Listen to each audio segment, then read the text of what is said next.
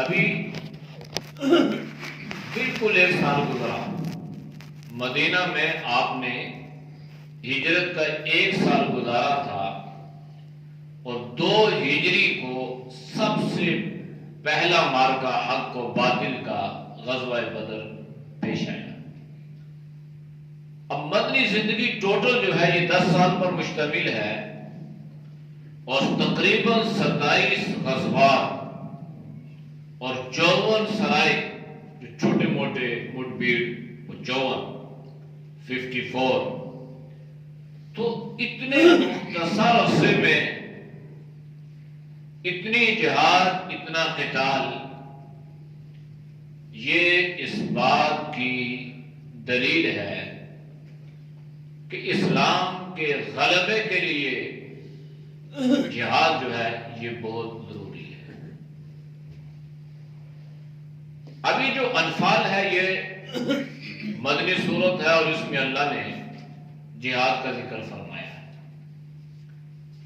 آگے کی صورتیں اس کے بعد سورہ برات، اس میں بھی اللہ نے اسی طرح کے مضامین کو بیان فرمایا ہے۔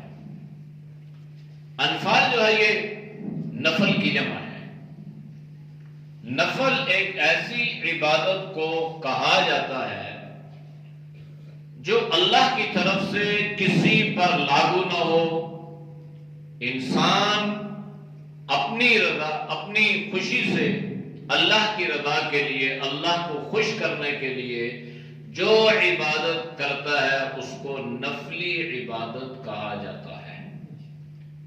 5 وقت کی نماز فرض ہے، اس کے علاوہ جو آپ تہجد پڑھیں، اشراق پڑھیں، چاشت پڑھیں، ویسے نوافل پڑھیں، اوابین پڑھیں، تو یہ نفلی عبادت ہے۔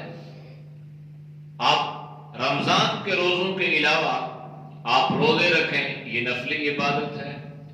آپ زکوٰۃ کے علاوہ مال اللہ کے راستے میں خرچ کریں، یہ نفلی عبادت ہے۔ یہ اللہ کی طرف سے ہمارے اوپر فرض نہیں ہے، واجب نہیں ہے۔ مسلمان اللہ کی رضا کے لیے اپنی خوشنودی سے، اپنی مرضی سے جو مال خرچ کرے اسے صدقہ کہتے ہیں، اور جو عبادت کرے اسے نفلی عبادت کہا جاتا ہے۔ انفال مال غنیمت کو بھی کہتے ہیں۔ مال غنیمت کے لیے 3 طرح کی اصطلاحیں قرآن کریم میں استعمال ہوئی ہیں۔ مال غنیمت بھی، اور انفال بھی، اور مال فے بھی۔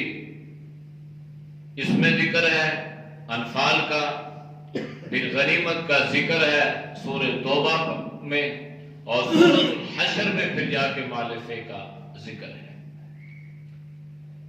مال غنیمت جو ہے یہ اس مال کو کہا جاتا ہے جو حالت جنگ میں قتال کرتے ہوئے، جہاد کرتے ہوئے کفار کا جو مال مسلمانوں کے قبضے میں آ جائے، یہ مسلمانوں کے لیے حلال ہے۔ اور آپ صلی اللہ علیہ وسلم نے فرمایا کہ سارے اموال میں سے سب سے بہترین مال مال غنیمت کا ہے۔ اب مال غنیمت جو انسان کو ملا ہے تو اس نے اپنی جان کو ہتھیلی پہ رکھا، جان کی بازی لگائی، اور اعلاء کلمت اللہ کے لیے وہ میدان عمل میں کود پڑا۔ بعض شہید ہو گئے، اللہ کو پیارے ہو گئے، بعضوں کو اللہ نے غازی کی صورت میں واپس لوٹا دیا، غازی بن کے آگے۔ اب ان کو جو مال مل رہا ہے کفار کا، اس کو مال غنیمت کہا جاتا ہے، اور یہ اموال میں سے بہترین مال ہے اور بابرکت مال ہے۔ یہ جو مال ہے اللہ نے اس امت کے لیے حلال فرمایا ہے۔ پہلی امتوں کے لیے مال غنیمت حلال نہیں تھا۔ اس امت کو اللہ نے یہ اعزاز بخشا، یہ شرف بخشا کہ صرف یہ نہیں کہ اس کو حلال قرار دیا ہے بلکہ اس کو بہترین مال بھی قرار دیا ہے۔ مسلمان جب تک اعلاء کلمت اللہ کے لیے کفار کے ساتھ برسر بیکار رہے تو اللہ ان کو یہ مال غنیمت کی صورت میں کفار کی دولتیں عطا فرماتا رہا، اور جب مسلمانوں نے جہاد سے اعراض کیا، وہ موڑ لیا، تو اللہ نے یہ بڑھ کر مال سے بھی مسلمانوں کو محروم فرما دیا، تو محروم ہو گئے مسلمان۔ تو انفال جو ہے یہ نفل کی جمع ہے اور اصطلاح میں مال غنیمت کو کہا جاتا ہے۔ یسألونک عن الانفال، آپ سے پوچھتے ہیں، آپ سے سوال کرتے ہیں جناب نبی کریم صلی اللہ علیہ وسلم سے۔ کون پوچھتا ہے؟ صحابہ پوچھتے ہیں، آپ کے جانسار پوچھتے ہیں، اور کس کے بارے میں سوال کرتے ہیں؟ مال غنیمت کے بارے میں سوال کرتے ہیں۔ اس آیت کا شان نزول، اترنے کی وجہ، اترنے کی علت، اس کا پس منظر، اس کا بیک گراؤنڈ یہ ہے، دو روایات۔ پہلا یہ ہے کہ حضرت سعد بن وقاص کے بھائی حضرت عمر غزوہ بدر میں شہید ہو گئے، تو حضرت سعد بن وقاص نے بھی کافروں کے بڑا دلیر جری آدمی کو قتل کر دیا۔ اس کافر کی تلوار جو تھی وہ حضرت سعد بن وقاص رضی اللہ تعالی عنہ کے پاس آ گئی۔ حضرت سعد اس تلوار کو لے کر رسول اللہ کی خدمت میں اور آ کے عرض کیا، دستبست اللہ کے نبی، میں نے بڑے طاقتور جری کافر کو قتل کیا ہے، اور اس کی یہ تلوار جو ہے یہ میں لے کے آیا ہوں، لہذا آپ یہ تلوار مجھے دیجیے، مجھے دے۔ نبی علیہ السلام نے فرمایا کہ دیکھو، یہ مال غنیمت ہے، اس کو میں اپنی مرضی سے تقسیم نہیں کر سکتا۔ حضرت سعد رضی اللہ تعالیٰ عنہ کہتے ہیں کہ میرے دل میں یہ بات پیدا ہوئی کہ کہیں ایسا نہ ہو کہ یہ تلوار کسی اور کو مل جائے اور مجھے اس کا رنج ہو۔ اب اسلحہ تھا نا، اور عرب کے لوگوں کو ان چیزوں سے ویسے بھی بہت پیار تھا، اور کافر کی تلوار ایک مسلمان کے ہاتھ میں آ جائے تو اس پیار اور محبت میں مزید رغبت پیدا ہو جاتی ہے۔ تو یہ دل میں حضرت سعد رضی اللہ تعالی عنہ کے حضرت کہ ایسا نہ ہو کہ یہ تلوار کسی اور کو مل جائے اور مجھے اس پہ رنج ہو، میں افسردہ ہو جاؤں، میں پریشان ہو جاؤں، یہ آپ نے دل میں خیال کیا۔ تو آپ صلی اللہ علیہ وسلم نے بعد میں جب مال غنیمت تقسیم ہوا تو حضرت سعد بن وقاص رضی اللہ تعالی عنہ کو بلایا اور آپ نے وہ تلوار ان کے ہاتھ میں دے دی، یہ تیرے حصے میں آئی ہے، اور یہ بھی ذہن میں رکھو کہ میں خود اس مال پر کسی طرح بھی اپنی مرضی سے خرچ کرنے کا اختیار نہیں رکھتا، اس کے خرچ کا طریقہ اللہ نے متعین فرما دیا۔ اس آیت کا نزول ہوا تو اللہ کے نبی صلی اللہ علیہ وسلم نے فرمایا، چونکہ اللہ نے مجھے اختیار دیا ہے کہ فتح یہ قل الانفال للہ ورسول، کہ مال غنیمت جو ہے یہ اللہ اور اللہ کے رسول کا ہے، لہذا یہ مال میرا تھا اور میں نے تجھے اپنی طرف سے ہدیہ کر دیا، اب یہ مال غنیمت تیرا ہو گیا۔ ایک روایت تو یہ ہے۔ دوسری جو روایت ہے جس کو اکثر مفسرین نے اختیار کیا اور قرآن کریم کی ان آیات سے بھی اس روایت کی تائید ہوتی ہے، وہ یہ ہے کہ جب اللہ نے مسلمانوں کو غزوہ بدر میں فتح عطا فرما دی تو مسلمانوں نے مال غنیمت جمع کرنا شروع کر دیا. مال غنیمت جمع ہو گیا. اب اس مال غنیمت کو حسب دستور نبی کریم صلی اللہ علیہ وسلم نے اللہ کی مرضی اور اللہ کی منشا کے مطابق تقسیم فرمانا تھا. لیکن ہوا یہ کہ اس موقع پہ اختلاف رائے ہو گیا اور ہر جگہ پہ جہاں پہ شریعت کا کوئی دو ٹوک موقف نہ ہو وہاں پر اختلاف رائے کی گنجائش موجود ہو جاتی ہے. تو یہ کوئی باعث معیوب نہیں ہے. انسان کی ایک سوچ ہے, وہ سوچ کہیں بھی جا سکتی ہے. ایک نظریہ ہے, وہ نظریہ کہیں بھی جا سکتا ہے. تو حضرات صحابہ اس اعتبار سے ان کی رائے میں اختلاف پیدا ہوا اور 3 جماعتیں حضرات صحابہ کی بن گئی مال غنیمت کے حوالے سے. اب وہ جماعت, وہ نوجوانوں کی جماعت جنہوں نے کفار کا پیچھا کیا, ان کو مار بگایا, ان کو قتل کیا,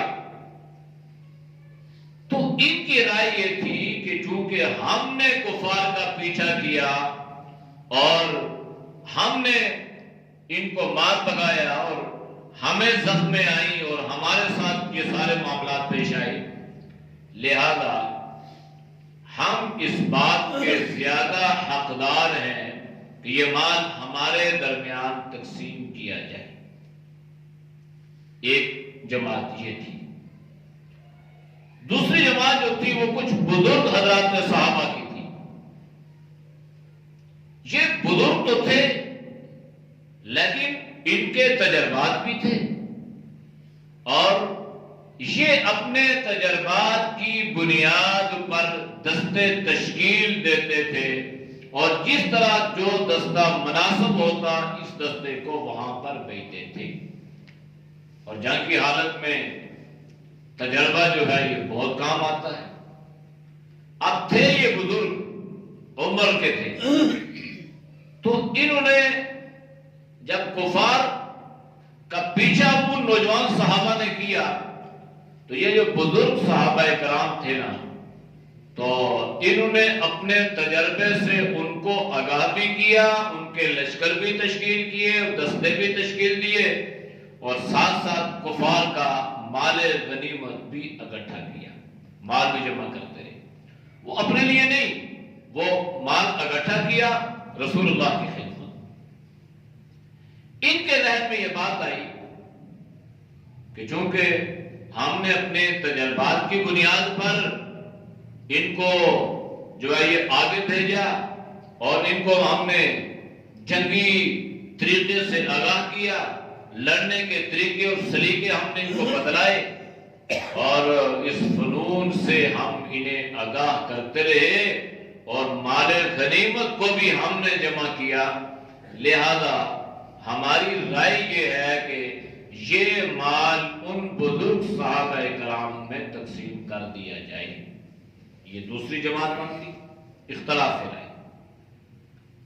تیسرا ایک دستہ جو تھا حضرت صحابہ کا, ایک جماعت جو تھی وہ نبی کریم صلی اللہ علیہ وسلم کی حفاظت پر مامور تھی.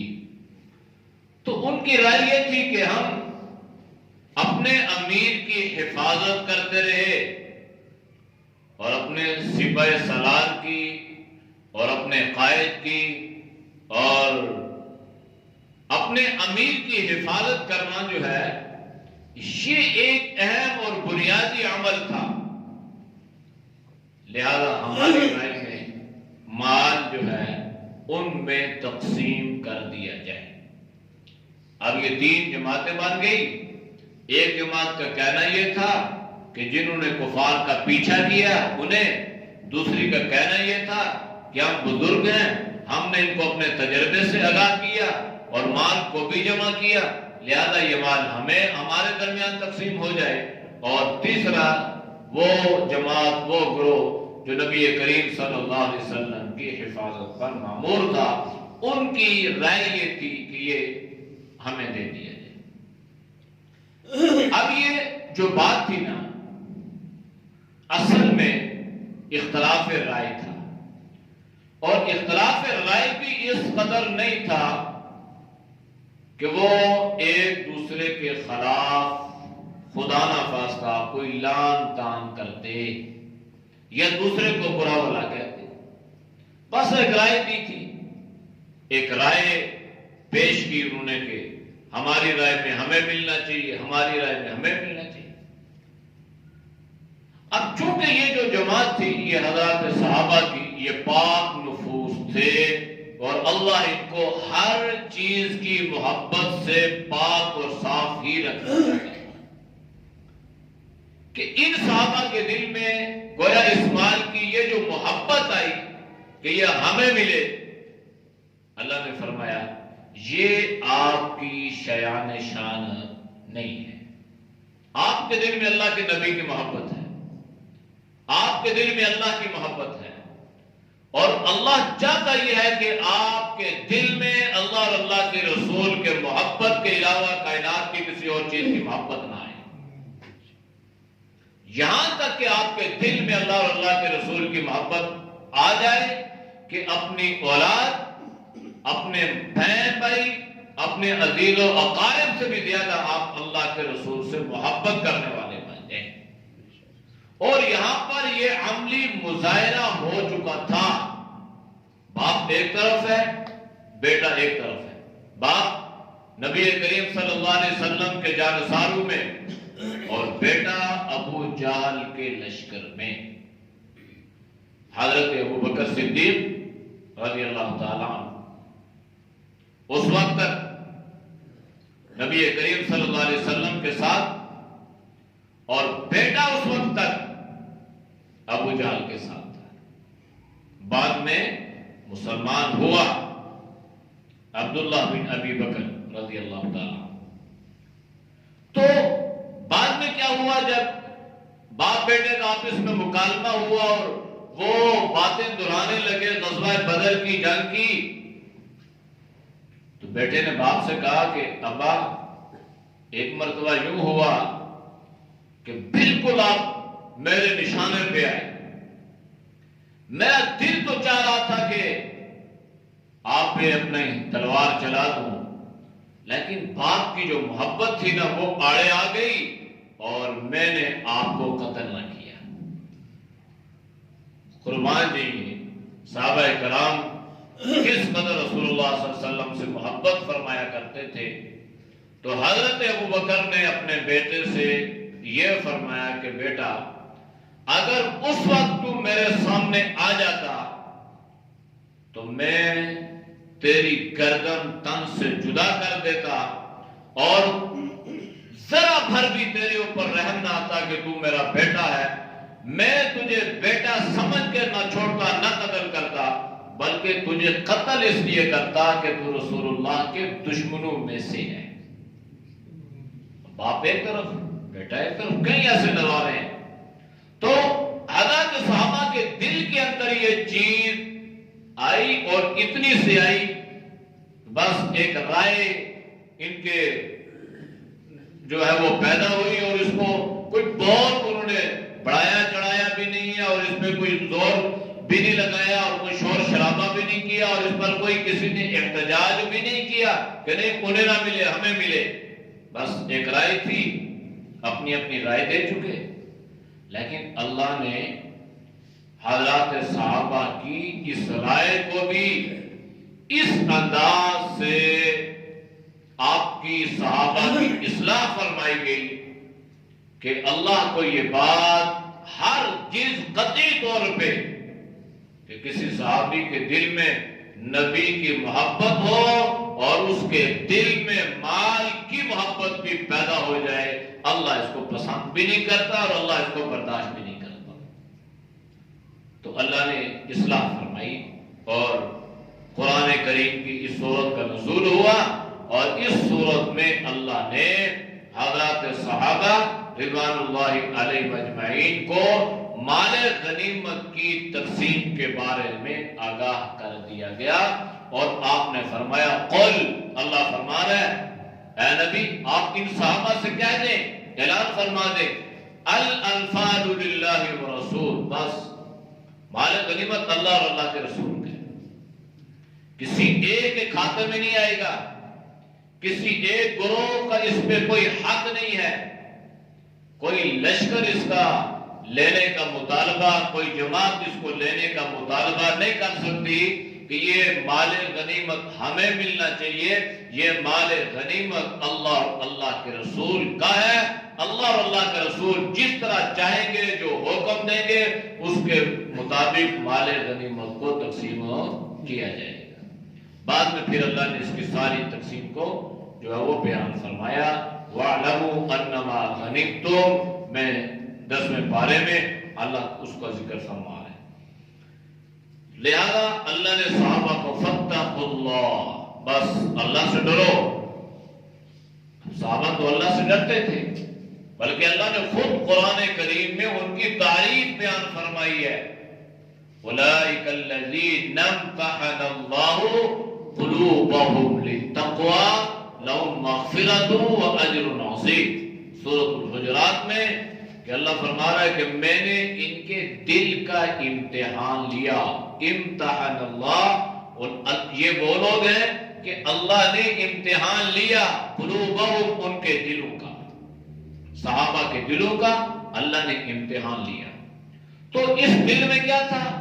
اللہ فرما رہے ہیں کہ جب میں نے امتحان لیا نا، اس دل میں سوائے تقوی، اللہ کے خوف، نبی کی محبت کے علاوہ کچھ بھی نہیں تھا۔ لہذا لہم مغفرہ، پھر اللہ نے اعلان فرما دیا ان سب کے لیے بخشش ہے، وہ اجر عظیم، اور ان کے لیے بڑا اجر ہے۔ اس لیے ہم جو لوگ ہیں نا اہل سنت والجماعت جو لوگ ہیں نا، یہ اس لیے کہتے ہیں کہ صحابہ کے اعمال سے ہم بحث کرتے ہی نہیں ہیں، صحابی کے اعمال سے بحث نہیں ہے، اس لیے کہ ہمارا عقیدہ اور نظریہ یہ ہے کہ اگر کسی نے رسول اللہ پر ایمان لایا، دیدار کیا، زیارت نصیب ہوئی، 10 منٹ، آدھا گھنٹہ اس نے کوئی عمل نہیں کیا، نہ نماز، نہ روزہ، نہ حج، نہ زکات، نہ صدقہ، کچھ بھی نہیں کیا، وہ پھر بھی کیا ہے؟ جنتی ہے۔ لہذا صحابہ کے اعمال سے اگر انسان بعد میں جا کے بحث کرے گا نا، تو وہ گمراہی کا دروازوں میں سے ایک دروازے پر پہنچ جائے گا۔ وہ پھر کہے گا جنگ جمل میں یہ ہوا، جنگ صفین میں یہ ہوا، حضرت عائشہ رضی اللہ تعالی عنہا حضرت علی کے مقابلے میں آ گئی، حضرت علی، پھر جنگ صفین میں حضرت امیر معاویہ اور حضرت علی کا آپس میں اختلاف ہوا، پھر لڑائی ہوئی، پھر یہ ساری چیزیں آگے چلیں گی۔ تو اس لیے مختصر سا ایمان اور قاعدہ کلیہ یہ ہے کہ ہم صحابہ کے اعمال سے بحث ہی نہیں کرتے، ہم صحابی اسے کہتے ہیں جو رسول اللہ پر ایمان لایا، اس نے کوئی عمل نہیں کیا، ہمارا عقیدہ اور نظریہ یہ ہے کہ وہ پھر بھی جنتی ہے۔ کلن وعد اللہ الحسنى، اللہ نے قرآن میں بیان فرما دیا کہ اللہ نے سارے صحابہ کے ساتھ جنت کا وعدہ فرمایا ہے۔ اس لیے اللہ نے فرمایا فاتقوا اللہ، بھائی تمہارے دل میں جو یہ تھوڑی سی مال کی محبت آئی ہے نا، دل تمہارا اس طرف جو مائل ہو گیا نا، اللہ فرما رہا ہے میں اس کو پسند نہیں کرتا، لہذا آج کے بعد یہ صورتحال نہیں ہونی چاہیے، پھر اس کے بعد یہ صورتحال کبھی بھی پیدا نہ ہو۔ اس لیے کوئی آدمی اس کو بنیاد بنائے اور کہے جی کہ غزوہ بدر میں صحابہ اس بات پہ لڑ رہے تھے، لڑے نہیں تھے، جھگڑا نہیں کیا تھا، بحث مباحثہ نہیں ہوا تھا، لیکن ایک رائے پیش کی تھی بس یہاں تک، تو اللہ نے اس رائے کی بھی اصلاح فرما دیا۔ تو اللہ تو اصلاح فرمانے والا ہے۔ براہ راست اللہ نے صحابہ کے بارے میں قرآن کی آیت اتاری، ان کی تعریف فرمائی، ان کی اصلاح فرمائی، اور فرمایا کیا کرو؟ فاتقوا اللہ، اللہ سے ڈرو، وَأَصْلِحُوا ذَاتَ بَيْنِكُمْ، اور آپس میں ایک دوسرے کے ساتھ اپنے تعلقات اچھے رکھو، یعنی اصلاح جو ہے یہ بہت ضروری ہے، آپس میں صلح رہو۔ اب اس وجہ سے یہ بات بھی پیدا نہیں ہوئی کہ وہ ان کے آپس میں جو وہ ناراضگیاں شروع ہوگی، ایک لشکر دوسرے سے، دوسرا تیسرے سے ناراض ہو گیا، ناراض بھی نہیں ہوا تھا۔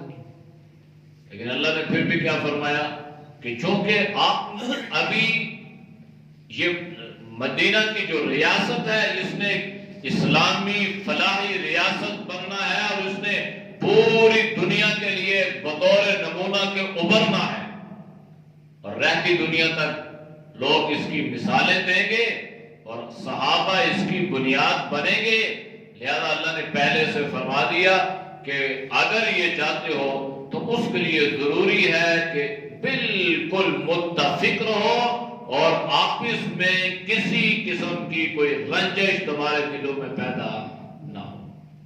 اب یہ جو چیز ہے نا، وَأَصْلِحُوا ذَاتَ بَيْنِكُمْ، اگر مسلمان یہ چاہتے ہیں نا وہ ساری دنیا پہ ان کا ایک سکہ غالب ہو، انہیں دسترس حاصل ہو، انہیں قوت، غلبہ، شان و شوکت حاصل ہو جیسے پہلے رہی ہے، تو اس کے لیے بنیاد یہ ہے کہ بس آپس کے جو اختلافات ہیں نا، جب یہ ختم ہو جائیں، یکجاں ہو جائیں گے یا قلب ہو جائیں گے، تو یاد رکھیں دنیا کی کوئی طاقت بھی مسلمانوں پر غالب نہیں ہو سکتی۔ اللہ کا وعدہ ہے، کتب اللہ لأغلبن انا ورسولی، اللہ نے فرمایا کہ میں نے یہ بات فرض کر دی اپنے اوپر، لازمی قرار دی ہے کہ میں اور میرا رسول غالب ہو کر رہے گا۔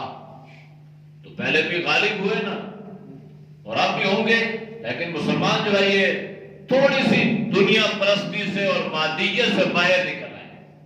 ہم دنیا کی جمع پونجی ملا کے نا ساری دنیا کے مسلمان حکمران تو دنیا کی محبت اور اس دنیا کی محبت کے لیے اپنا اثر و رسوخ اور سب کچھ کرنے لگے۔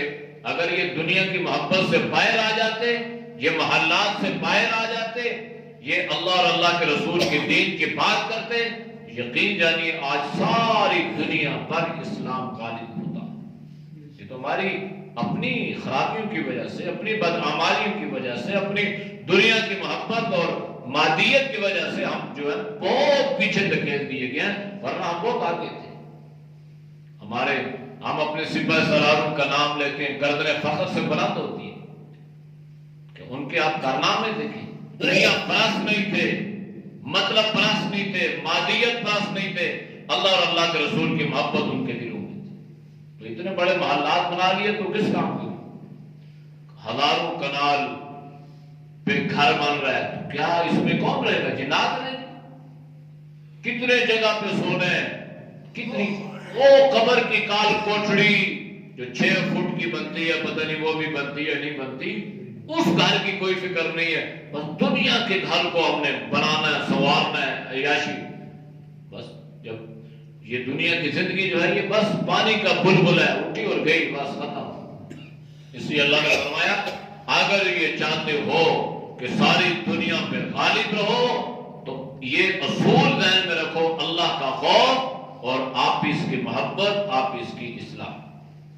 وَأَطِیعُوا اللَّهَ وَرَسُولَهُ، اور دیکھو اللہ اور اللہ کے رسول کا کہنا مانتے رہو، تو پھر ان کنتم مومنین، اگر تم ایمان والے ہو تو پھر دنیا کی کوئی طاقت بھی تمہیں مغلوب ہو نہیں کر سکے گی۔ اور اگر تم اپنی مرضیاں کرو گے، اللہ اور اللہ کے رسول صلی اللہ علیہ وسلم کے احکامات کو، آپ کی شریعت کو، آپ کے دین کو پس پش ڈال دو گے، تو پھر تم مغلوب نہیں بلکہ ذلیل و رسوا ہو کر رہ جاؤ گے۔ اعوذ باللہ من الشیطان الرجیم، بسم اللہ الرحمن الرحیم۔ يسألونك عن الأنفال قل الأنفال لله والرسول فاتقوا الله وأصلحوا وأطيعوا الله ورسوله إن كنتم مؤمنين. صدق الله. الحمد لله رب العالمين والعاقبة للمتقين والصلاة والسلام على خير خلقه محمد وعلى آله وصحبه أجمعين. یا اللہ ہم سب کے صغیر کبیرہ گناہوں کو معاف فرما. یا اللہ گناہوں سے حفاظت فرما. یا اللہ اپنی اور اپنے حبیب صلی اللہ علیہ وسلم کی محبت عطا فرما. یا اللہ ہمارے دلوں کو مال کی محبت سے محفوظ فرما. یا اللہ جو جائز ضروریات ہیں یا اللہ رزق حلال ہے یا اللہ اپنی قدرت سے یا اللہ کو ہمیں عطا فرما. یا اللہ اس میں وسعت عطا فرما. حرام سے حرام کاموں سے اللہ تو پوری امت کی حفاظت فرما. یا اللہ تو ہمیں دین کی سمجھ عطا فرما. یا اللہ دین کی محنت کے لیے قبول فرما. دین کی سربلندی کے لیے جان مال اولاد یا اللہ سب کچھ قربان کرنے کی سعادت نصیب فرما. یا اللہ جتنے دوست احباب بزرگ تیری رضا کے لیے درس قرآن سنتے ہیں اللہ ان کے سننے کو قبول فرما.